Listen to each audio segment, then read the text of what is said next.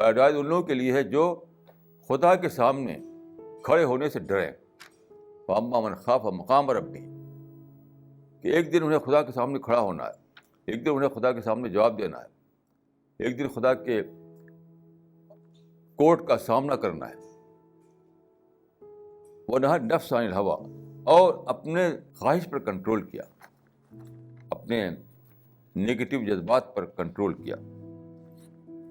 یعنی دیکھیے, دل میں ہمیشہ جس دنیا میں ہم جیتے ہیں تو ایسی یہ دنیا ہے کہ ہاں بار بار ایسا ہوتا ہے کہ طرح طرح کے نگیٹو تھاٹ آپ کے اندر آتے ہیں.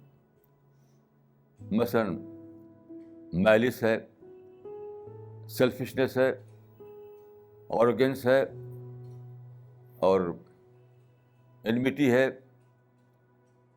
بہت سے نگیٹو تھاٹ جس کو میں کہہ رہا ہوں وہ آتے ہیں.